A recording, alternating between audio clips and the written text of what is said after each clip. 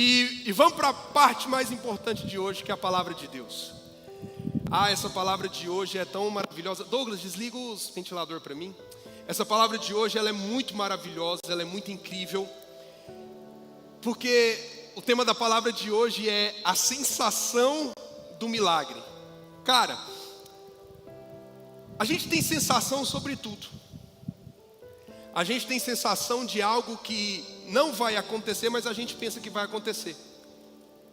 Por essa sensação, você passa um tempo feliz por algumas coisas que você pensa, ou por essa sensação, você sofre por algumas coisas que nunca irão acontecer. Só que, quando se trata do milagre, existe uma sensação para o milagre também. E a grande verdade é que nem sempre, escuta isso aqui, nem sempre a sensação que você tem é a correta. Nem sempre a sensação que você tem é a maravilhosa, que você pensa, que você imagina. Por quê? Porque quando se fala de milagre, você pensa no sobrenatural. E por você pensar no sobrenatural, você não entende o natural. Então o que você pensa? Deus é poderoso, Deus é maravilhoso, Deus tem o poder de fazer, Ele estrala os dedos e faz. Pronto, aconteceu. Só que hoje eu quero te mostrar um dos textos mais doidos da Bíblia. A Bíblia é cheia de textos doidos. Mas eu quero te mostrar uns para que você possa entender.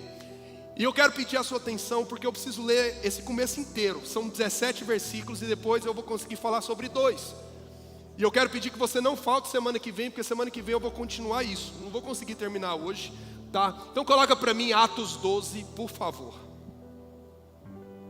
Fala assim comigo, a sensação, mas fala com coragem, fala a sensação do milagre. Atos 12, que diz assim, olha só que louco. Nessa ocasião, o rei Herodes prendeu alguns que pertenciam à igreja, com a intenção de maltratá-los. A intenção, olha só, a intenção já é maltratar. E mandou matar à espada Tiago, irmão de João. Que Tiago é esse que nós estamos falando? Pedro, Tiago e João. É esse Tiago mesmo que você canta Pedro, Tiago, João no barquinho. Vendo que isso agradava os judeus, prosseguiu, prendendo também Pedro durante a festa dos pães sem fermento. Depois de prendê-lo, lançou-o no cárcere e designou 4 escoltas de 4 soldados, cada um para guardá-lo. Herodes, olha isso, pretendia submetê-lo a um julgamento público depois da Páscoa. Pedro então ficou detido na prisão. Agora presta atenção nisso aqui. Mas a igreja, fala assim comigo, orava. Fala, orava intensamente a Deus por ele. Na noite anterior ao dia em que Herodes iria submetê-lo a julgamento, Pedro estava, fala assim comigo, dormindo.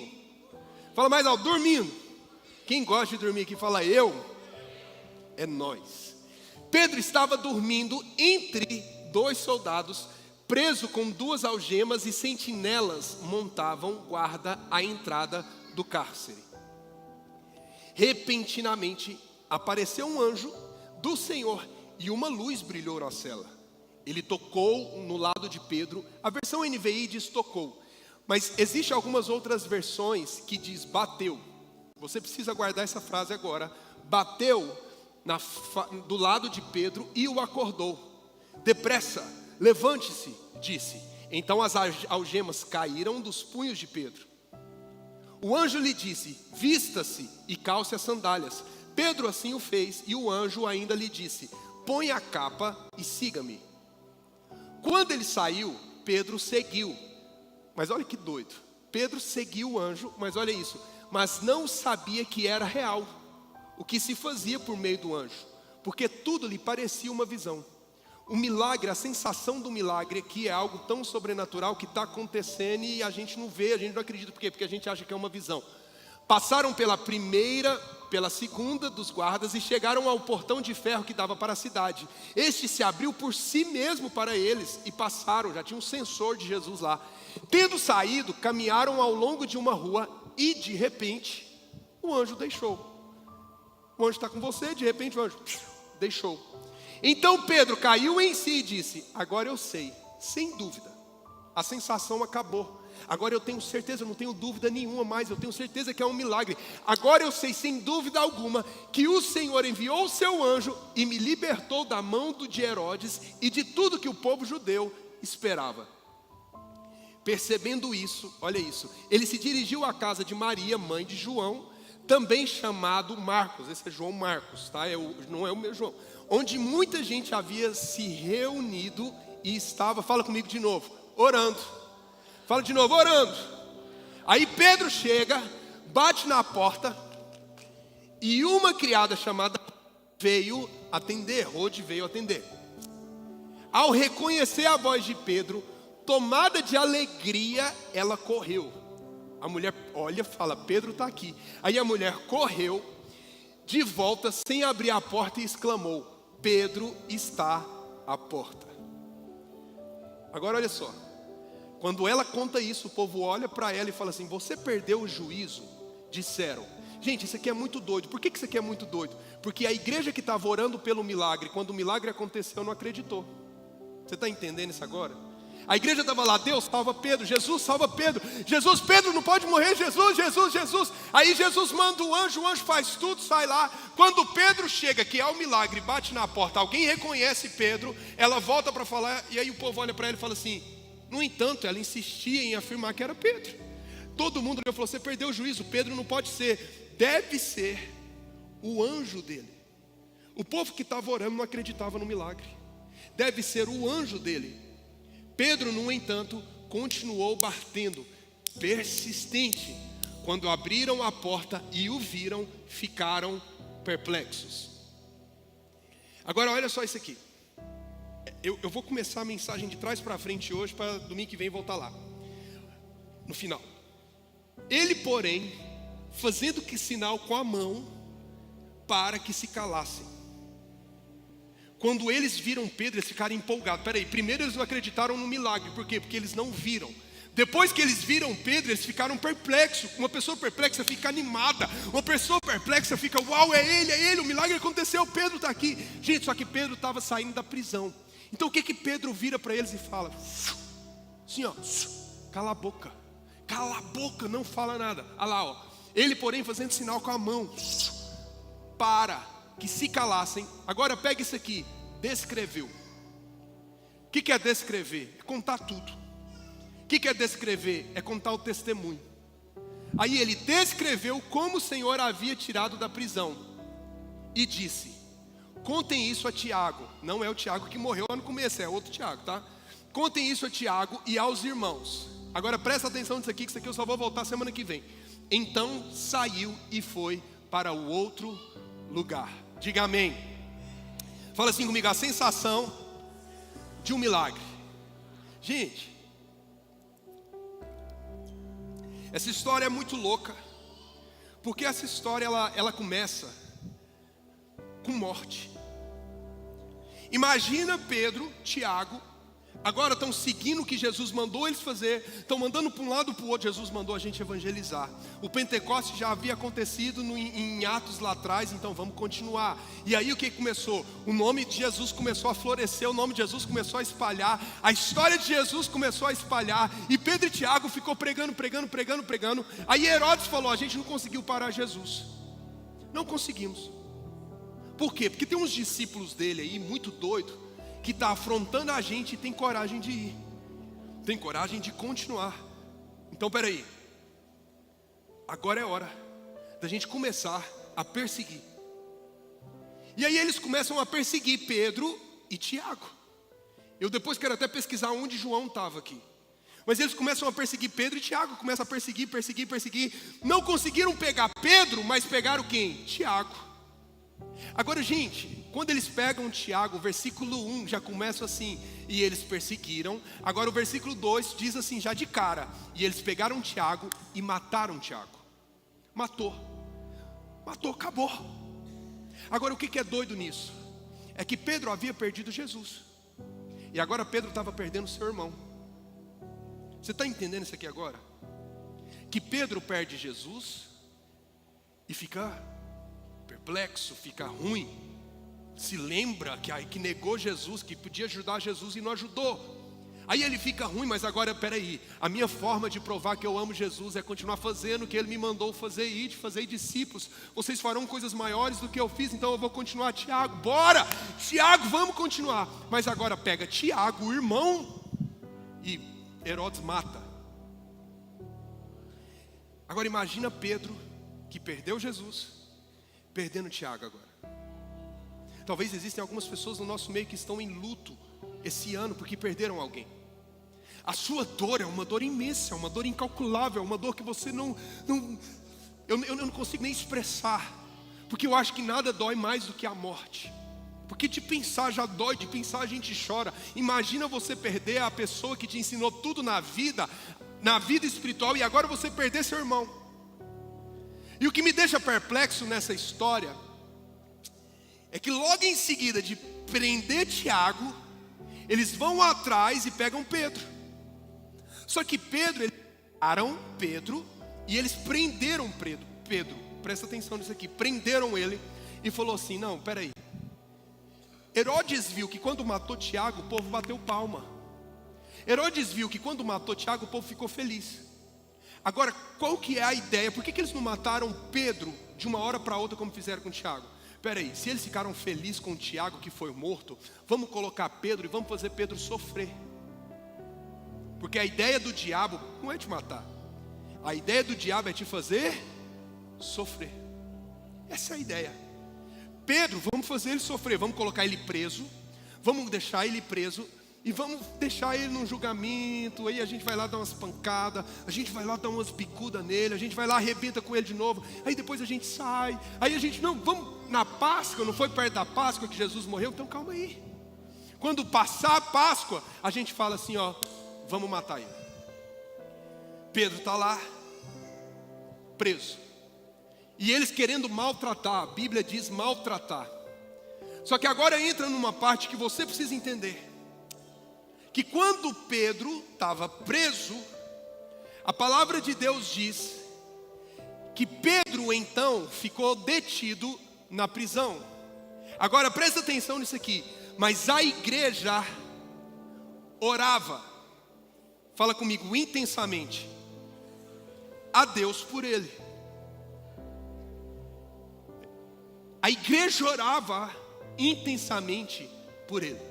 E aí o outro versículo diz, na noite anterior ao dia em que Herodes iria submetê-lo a julgamento, no outro dia eles iriam matar Pedro. No outro dia eles iriam arrebentar com Pedro. No outro dia eles iam pegar a cabeça de Pedro assim, ó, laf, cortar.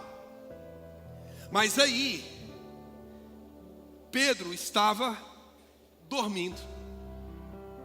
O que me deixa mais doido aqui, na boa, mano, é que o que o mundo tem ensinado pra gente é que aquilo que controla a nossa vida é a emoção. O que o mundo tem ensinado para mim e para você é que a emoção, aquilo que controla a sua emoção, controla a sua vida. O mundo fala para mim e para você, sabe o que controla a sua emoção? A sua dor. Sabe o que controla a sua emoção? A sua ansiedade. Sabe o que controla a sua emoção? Você vê um filho perdido, sabe o que está controlando a sua emoção? Sabe o que está controlando a sua emoção? Aquilo que controla a sua emoção, controla a sua vida. E aí o que nós fazemos? Nós pegamos a nossa vida e baseamos nos sentimentos. Sentimentos. Agora, se eu for analisar esses textos aqui, que nós acabamos de ler, qual que é a emoção desse povo e qual que é o sentimento desse povo aqui agora? O sentimento desse povo é o povo que perdeu Jesus. O sentimento desse povo é o povo que acabou de perder um discípulo amado de Jesus, que junto com Pedro estava fazendo a diferença. E aí a gente fala, peraí, esse povo deveria estar com raiva. Esse povo deveria estar assim, tremendo os beijos de raiva. Esse povo deveria estar louco. Esse povo deveria isso, deveria aquilo. Gente, Pedro devia estar com raiva de tudo. Mataram Jesus, agora pegaram o meu irmão. Você quer saber de uma coisa? Eu não continuo mais.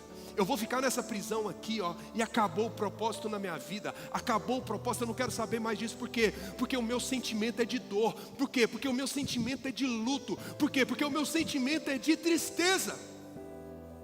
Aquilo que controla a sua emoção, controla a sua vida. Pega uma pessoa que está devendo demais. acabou o mundo. Pega uma pessoa que está sofrendo por causa de um filho. Gente, eu tive um filho que internou uma vez, que foi o Ita. 10 meses ele tinha. Eu e a Bianca ficamos loucos. 10 meses. 10 meses. Talvez tem pessoas aqui que tiveram situações muito piores. Alguém se lembra que a gente falou da Késia? A Rafa, quantos dias na UTI?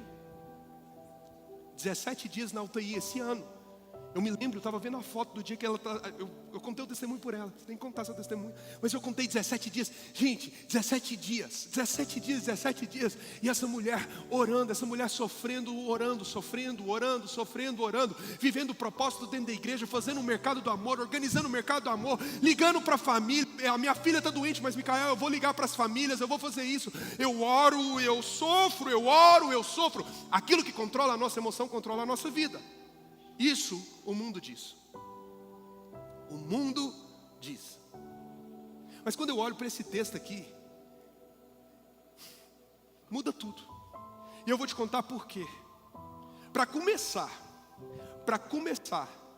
Pedro então ficou detido na prisão, mas a igreja orava intensamente. Para começar, a igreja estava dolorida. Para começar, a igreja estava perdida. Para começar, a igreja estava com raiva. Para começar, a igreja tinha acabado de perder um dos líderes que estava fazendo a diferença. Agora, aquilo que controla a minha emoção, controla a minha vida? Não. Por quê? Porque o que controla a minha vida não é mais a minha emoção, o sentimento não vai embora. As emoções, cara, não vão embora. As emoções vão continuar aí, os sentimentos vão continuar aí. Mas deixa eu te falar, ela não é quem domina a sua vida, e ela não é aquilo que segue a tua vida e que dá direção para a tua vida. Por quê? Porque o sentimento vai continuar existindo, mas antes do sentimento vem a palavra de Deus. Antes das emoções vem a palavra de Deus. Sabe o que esse povo deve ter aprendido? Não interessa a situação, a gente tem que orar. Não interessa o que tem acontecido, a gente tem que orar. Não importa o que está acontecendo, nós vamos continuar orando. Deixa eu te falar uma coisa, o sentimento deles era de raiva, vamos ser sinceros. O sentimento deles era de desconfiança. O sentimento deles era de dor. E mesmo com dor, eles decidiram orar. Orar. O que controla a sua vida são suas emoções. O sentimento vem, cara, mas o sentimento vem em segundo lugar. Porque o que domina a minha vida e a tua vida é o começo e o fim. É o alfa e o ômega. Ele é o que você precisa. Ele é o Senhor dos exércitos. Ele é Jeová Rafá. Ele é a nossa bandeira. Ele é Jeová Jiré. Ele é o nosso provedor. Ele é aquele que pode fazer todas as coisas. Antes do sentimento sempre virá a palavra de Deus. Então deixa eu te falar, o sentimento vai existir, o sentimento está dentro de você hoje. De raiva, de dor, de desespero, de tristeza, de desconfiança. Mas o seu sentimento não muda quem Deus é. O seu sentimento não muda. Deus continua sendo Deus. E o povo não deixou isso acontecer. Isso vale para mim, isso vale para você, para todo mundo. Eles estavam com dor, porque nos versículos antes desse fala de morte. Mas eles falam assim, Pedro então ficou detido na prisão, mas a igreja orava intensamente a Deus por ele. Agora olha isso aqui, a continuidade. Na noite anterior ao dia em que Herodes iria submetê-la a julgamento, agora fica doido. Por que fica doido? O cara está perto de morrer. O cara perdeu Tiago, o irmão. O cara vem de uma vida dolorosa de perder Jesus. Agora, qualquer um de nós nessas histórias aqui, que estamos aqui, estaríamos em desespero. O que me deixa louco aqui é que ao submetê-la ao julgamento um dia, que seria no próximo dia, olha isso aqui, Pedro estava, fala comigo, dormindo. Mano, quem aqui já ficou uma noite sem dormir? Fala eu. É louco, não é? A gente acontece pequenas coisas e a gente fica sem dormir. Você quer ver uma época que eu fico sem dormir? Quando chega perto da guerra, não durmo. Miquel, por que você não dorme? Porque você fica nervoso? Não, porque eu estou devendo. A gente começa a guerra devendo. O povo olha para aquele ginásio e fala, nossa, está lotado, que incrível, que lindo. Gente, nós estamos falando de 180 mil. Eu começo a guerra falando assim, será que meu carro está quitado para eu vender ele se der errado? Pega uma mãe que vai ter filho no outro dia. Eu lembro quando a Bianca nunca antecipou. Sempre pariu no dia certo. Agendou, fazia cesárea, puf. Nossos filhos nasceram em Goiânia. A médica dela era de Goiânia, ela trabalhava em Goiânia, então era mais fácil para ela lá. E aí o Ethan vai nascer, a gente vai para um apartamento de Goiânia e fica lá. Aí a gente saiu, eu de boa, o que você quer comer, amor? Vamos comer um sanduíche, comemos um sanduíche. A Bianca voltou, no outro dia tinha que estar lá, não dormiu. Ficou acordada o tempo inteiro. E eu lá. Dormi de boa. Ela não dormiu. Agora, gente, isso é muito louco. Porque o cara perdeu Tiago, o cara perdeu Jesus. Agora quem está perto de morrer é quem? Ele. Um dia antes do julgamento. Quem está perto de dormir? Ou quem está perto de morrer? Ele. Submetê-lo a julgamento na noite anterior, em que Herodes iria submetê-lo a julgamento, Pedro estava dormindo. Gente, se fosse qualquer um de nós, a gente estava andando de um lado para o outro. Meu Deus, eles vão julgar a gente. Ele vai me julgar. Eu perdi. Eles mataram meu irmão, eles mataram o Tiago. Eles vão matar eu agora. Acabou. Não tem como viver propósito, acabou. Por que eu fui continuar o que Jesus estava falando para eu fazer? O que eu fui continuar o que Jesus mandou eu fazer? Eu devia ter parado antes, porque se eu tivesse parado antes, eu não iria morrer. Agora eles vão me julgar e eles vão me destruir. Eu ia falar isso. Eu me conheço. Você acha que eu sou corajoso desse tanto? Não. Se chegar alguém que ficar endemoniado aqui, eu falo, alguém ora por ele? Miquel, você não é pastor? Sou pastor que gosta de cantar, de pregar. Eu não sou exorcista, não. Você está entendendo? Miquel, você tem vergonha de falar isso, não? Não, eu sou desse jeito. Miquel, quantos demônios você já expulsou na sua vida? Nenhum, e não fica endemoniado hoje. Não é dia. Nenhum. Você quer expulsar algum, Miquel? Não. Por quê? Que se lasca o demônio para lá. Meu negócio é Jesus. Quem quer Jesus aqui, diga amém. E dá moral pro demônio o quê? Pode bater palma, me ajuda, vai. Não me deixa com tanta vergonha senão. Cara, se fosse você, você já tinha morrido antes de ir para julgamento. Coração acelerado, ansiedade batendo, eu vou morrer. Agora Pedro estava o quê? Dormindo. Isso é muito doido. Sabe o que eu acho interessante que Deus me mostrou nesse texto e agora eu quero compartilhar com você? É que quando Pedro sai, e eu disse para vocês lá no final, Pedro sai, sabe o que acontece?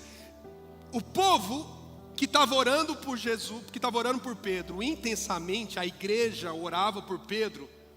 Quando Pedro chegou, o povo não acreditou.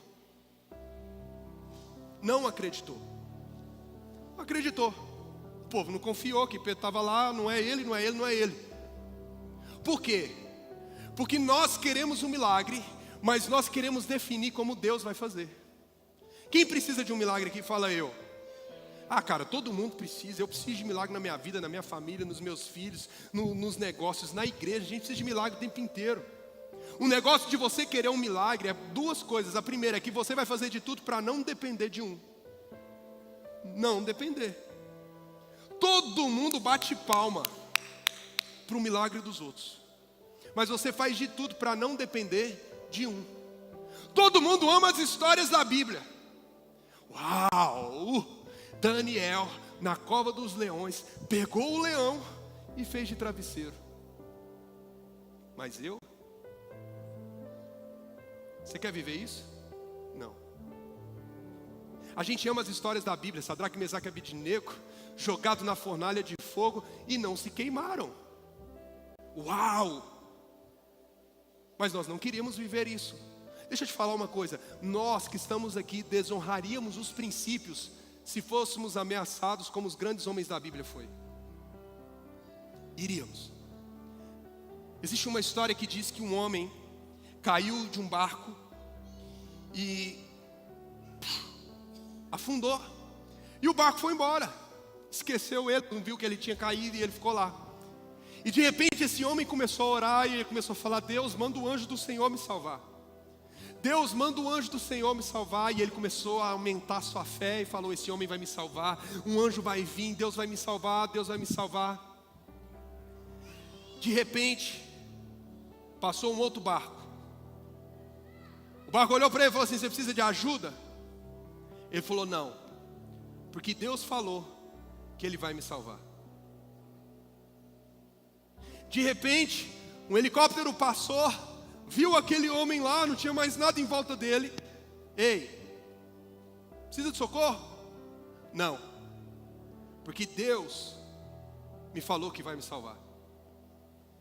Aí de repente passou um cara passeando de jet ski. Ei, você está aí, está afogando? Não, estou não. Deus falou que Ele vai me salvar. Quando foi passando, ninguém mais passou. Aquele homem começou a entrar em desespero. Aquele homem começou a ficar louco. Aquele homem começou a ficar desesperado. Deus, o Senhor falou que ia vir me salvar. E nada aconteceu. Nada. Sabe o que aconteceu com aquele homem? Ele morreu. Quando ele chegou lá no céu, ele falou assim: Deus, eu não queria morrer. Deus, eu fiz uma oração o tempo inteiro, eu orei o tempo todo. E eu ouvi a voz do Senhor falando: não te preocupes, eu irei te salvar. Mas o Senhor não me salvou. Aí Deus olhou para ele e falou assim: eu mandei um barco e você negou. Eu mandei um helicóptero e você não quis. Eu mandei o jet ski e você mandou ele embora. Sabe qual que é o nosso problema? É que nós queremos definir a forma que Deus vai agir. Deus não vai agir da forma que você quer, da forma que Ele deseja fazer na tua vida. Quem recebe isso, diga amém. Então deixa eu te falar uma coisa. Sabe o que aconteceu com esse povo? Eles oraram, e quando o milagre chegou, eles não acreditaram. Pedro é que continuou batendo na porta. E quando o povo viu, falou: ei, realmente agora é Pedro. Eles ficaram perplexos. Pedro olha para eles e fala assim: ei, cala a boca, estão me perseguindo ainda. Eu acabei de sair da prisão de Herodes. Não foi Herodes que me libertou, não. Foi o anjo do Senhor. Aí sabe o que a palavra de Deus fala? Que Pedro começou a descrever. Fala comigo, descrever. Então eu vou pregar isso agora domingo que vem, não vai dar tempo. Mas Pedro começou o quê? A descrever. Ele começou a contar como tudo aconteceu passo a passo. E aí eu comecei a entender uma coisa muito sobrenatural desse texto aqui. Sabe o que acontece? Que Pedro então ficou detido na prisão, mas a igreja orava intensamente a Deus por ele. Aí ele começou a falar: gente, os caras me pegaram, os caras me prenderam, os caras me destruíram. A minha emoção estava destruída. Mas eles fizeram isso. E aí eles oraram, e aí eles me pegaram. E aí quando eu me entendi, eu estava dormindo. Gente, eu tenho certeza absoluta que Pedro estava à beira de um colapso. Eu tenho certeza que ele começou a pensar: eu vou morrer. Agora já era. Quem vai continuar o que Jesus fez? Quem vai continuar o que Jesus mandou? E aí de repente ele falou assim: gente, mas eu estava assim, começando a ficar nervoso. Mas Deus é tão bom. Que eu estava nervoso. Mas de repente eu peguei no sono.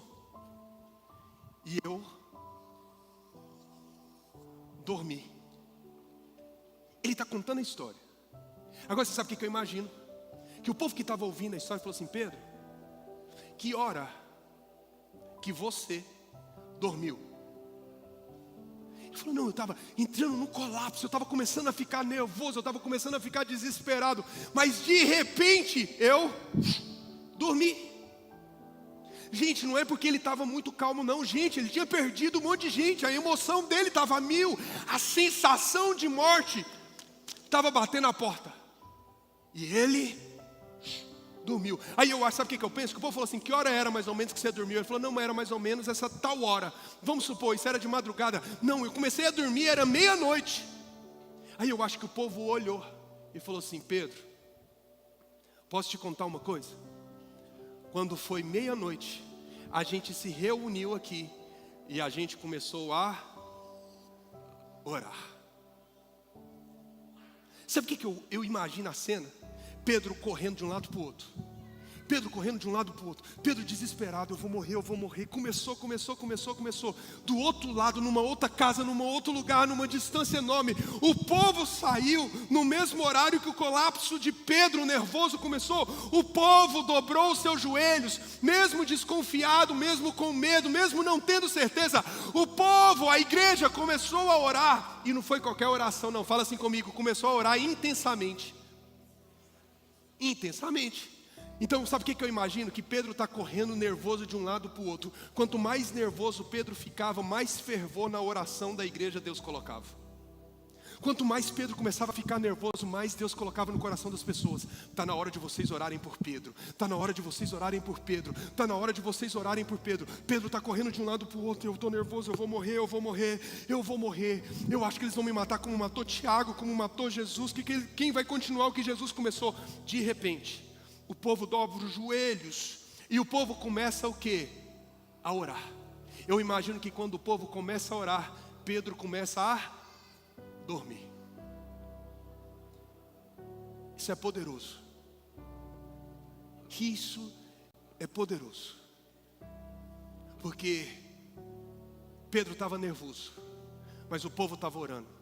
Quando o povo começou a orar, Pedro começou a dormir. Quando o povo começou a orar, Pedro começou a descansar. Deixa eu te falar uma coisa. Sabe por que eu estou de pé aqui hoje? Porque existem pessoas orando pela minha vida. Sabe por que o seu filho vai ficar de pé? Porque você vai continuar orando pelos teus filhos. Sabe por que a tua família vai estar aqui um dia glorificando e exaltando ao nome do Senhor? Porque você vai continuar orando pela tua família. Sabe por que esse diagnóstico vai ser mudado e transformado? Porque existe alguém orando pela tua vida. Porque existe alguém orando por você. Sabe por que esse culto é abençoado? Porque nós temos intercessores que estão aqui agora, que vão orar pela tua vida. Eles pararam de orar por eles para começar a orar por você. Entenda uma coisa: existe alguém orando por você, e se você começar a orar por alguém, independente das suas emoções, você começar a orar por alguém independente das suas dificuldades, você começar a orar por alguém independente das suas tristezas, eu entendo que a emoção não controla a minha vida. Por quê?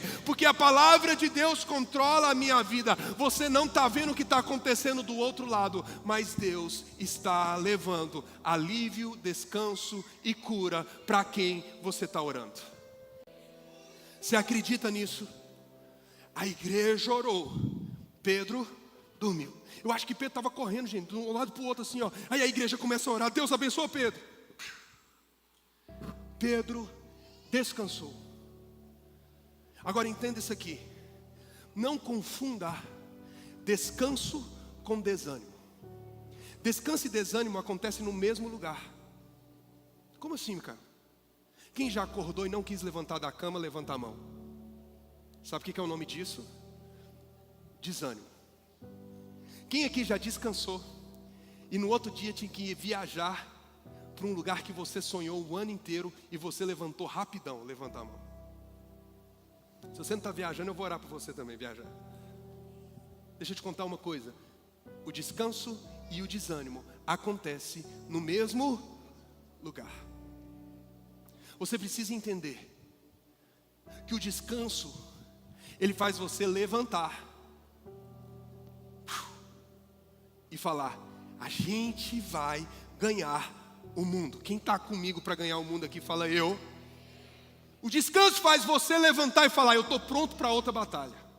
O descanso faz você levantar e falar assim: vem diabo, vem, eu estou aqui, Deus está comigo, vem, eu vou peitar o mundo. O descanso faz você acordar e falar assim: ei, eu vou trabalhar e vou dar o meu melhor, eu vou fazer isso e vou dar o meu melhor, eu vou dar o meu melhor, eu vou dar o meu melhor. O descanso acontece na sua cama, o descanso acontece na sua casa, mas entenda uma coisa: o mesmo lugar que acontece o descanso, também acontece o desânimo.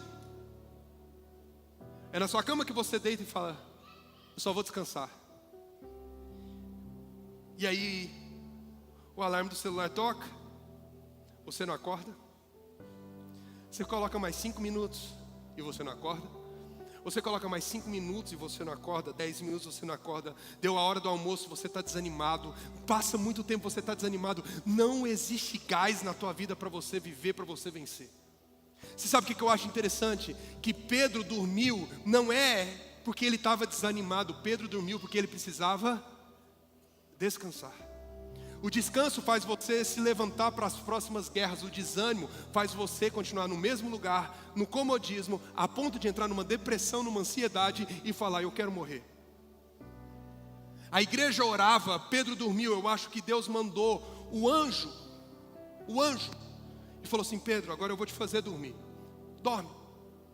Agora, o descanso e o desânimo acontecem no mesmo lugar. Quem está pronto para descansar aqui, diga amém. Gente, deixa eu te falar uma coisa. A situação não mudou, mas o descanso de Pedro foi sobrenatural. A gente quer descansar achando que Deus vai fazer um milagre mudando a situação. Não, Pedro descansou no meio da situação. Jesus dormiu no meio da tempestade. Isso é descanso. Quem sabe o Deus que tem não teme a tempestade que vem. Quem sabe o Deus que tem não teme o problema que vem. Você está fazendo essa luta, deixa eu te falar. Tem hora que a situação não vai mudar, mas você vai deitar a tua cabeça em verdes pastos, eu descanso. Você vai deitar a sua cabeça e vai dormir, gente, maravilhosamente bem hoje, em nome de Jesus.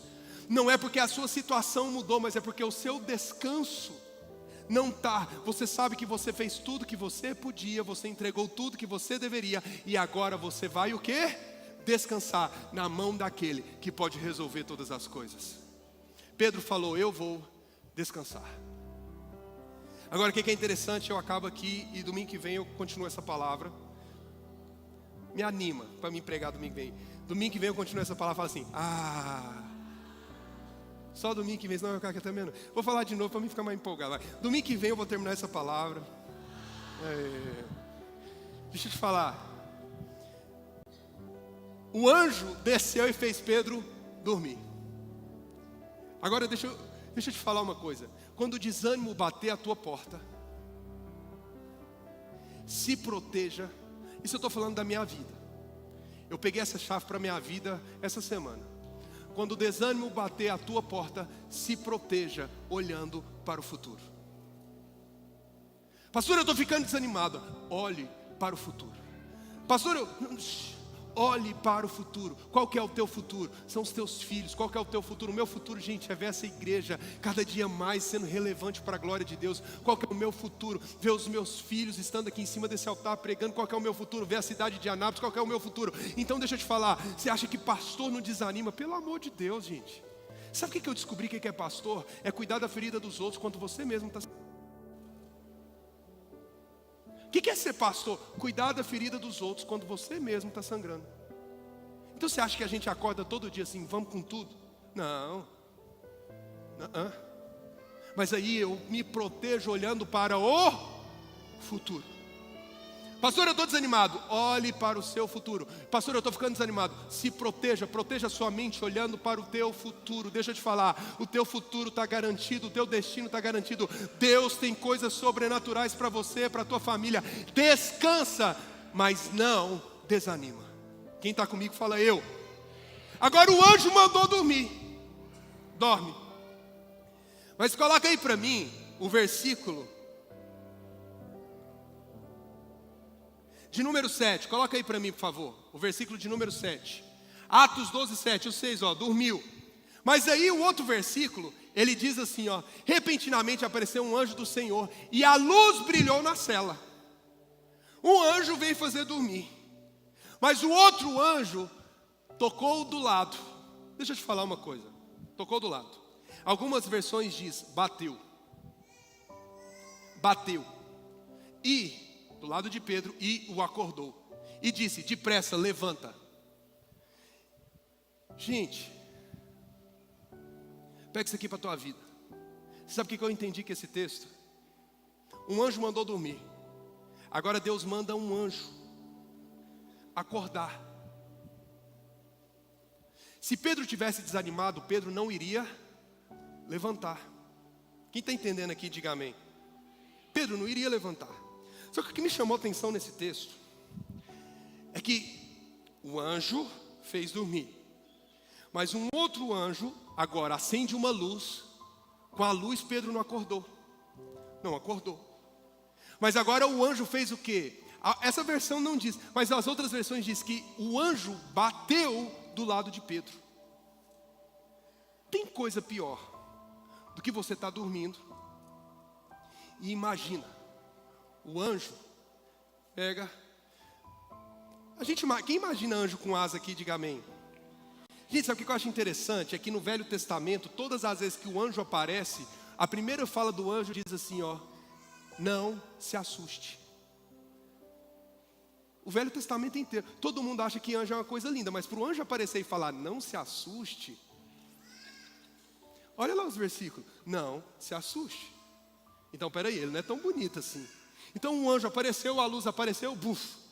Mas aí ele está com a asa. Nossa, que trem esquisito.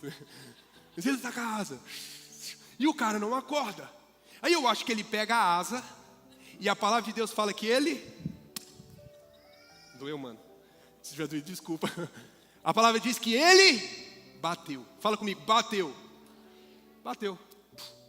O cara estava dormindo, descansando. Mas a palavra de Deus diz que o anjo bateu. Deixa eu te falar uma coisa. Você sabe o que eu entendo nesse texto aqui? É que nem todo desconforto é uma maldição. A gente está desanimado, a gente não quer acordar. Mas sabe o que eu entendo? Que tem hora que Deus permite alguns desconfortos na minha vida e na tua vida. E sabe o que acontece? Bateu. Às vezes isso vem na forma de um problema. Às vezes isso vem... Mulher não, né, gente? Mulher não pode bater. Às vezes isso vem na forma de um crítico. Bateu. O anjo veio e bateu. Nem todo desconforto, escuta isso aqui, nem todo desconforto é uma maldição. Pedro estava preso o tempo inteiro, preso o tempo todo. Porque ele estava fazendo algo que Deus mandou ele fazer. Mas aí ele descansou. E depois de descansar, o versículo 7 diz que o anjo veio e bateu. Nem todo desconforto é uma maldição.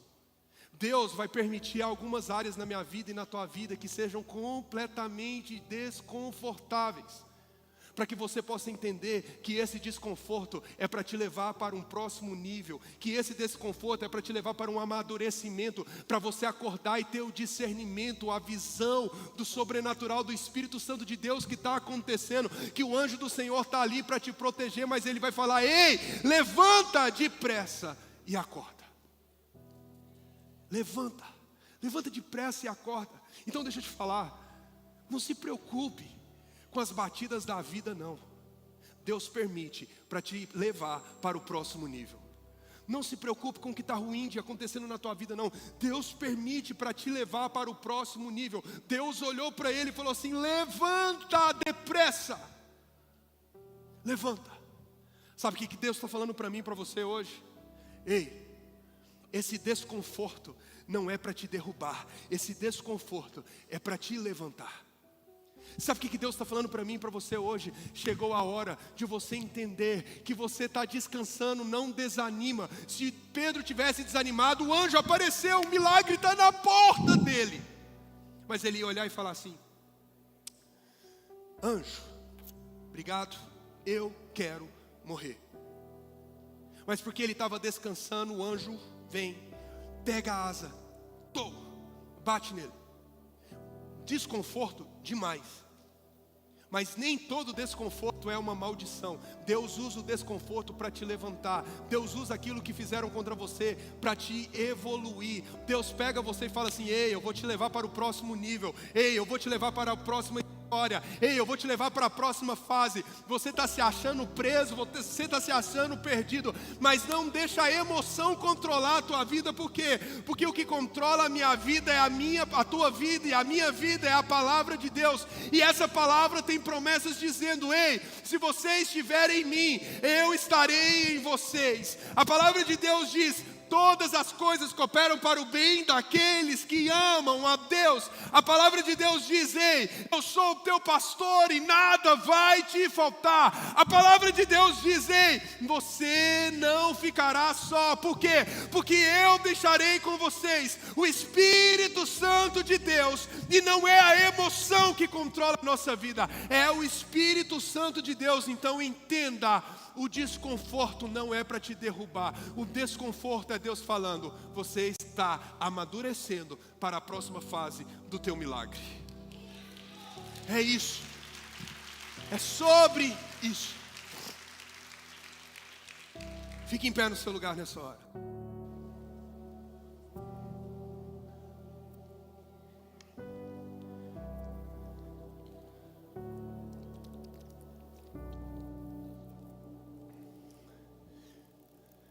Semana que vem eu vou terminar essa palavra. Ela é enorme, eu já passei do meu tempo, os meninos já estão gritando aqui na televisão para mim: Micael, cala a boca. Mas deixa eu te falar, tem muito ainda dessa história para eu te contar. Eu falei sobre 2 versículos apenas. Primeiro, aquilo que controla a emoção, controla a sua vida. Entrega a tua vida na mão de Deus, e nenhuma emoção irá te dominar. Segundo, o mesmo lugar de descanso é o lugar de desânimo. O mesmo. Se você decide descansar, você levanta desconfortável com a asa do anjo, e Deus vai falando: estou te levando para o próximo nível. Se você está desanimado, não joga a culpa em Deus. Existe um pastor que eu estou ouvindo muito, que prega, porque eu gosto muito dele. Ele diz assim: o verme não pode reclamar de estar sendo pisado, sendo que ele anda rastejando. A gente precisa entender que cristianismo não combina com vitimismo. Deus não te chamou para ser vítima, Deus te chamou para ser mais do que vencedor. Desânimo não combina com você. Levanta da cama, veste a tua roupa. Você vai ver isso semana que vem. Pedro teve que vestir a roupa do milagre. Levanta da cama, veste a tua roupa e fala: eu vou continuar, eu vou prosseguir. Desânimo e descanso acontece no mesmo lugar. A forma que você lida com isso é que muda tudo.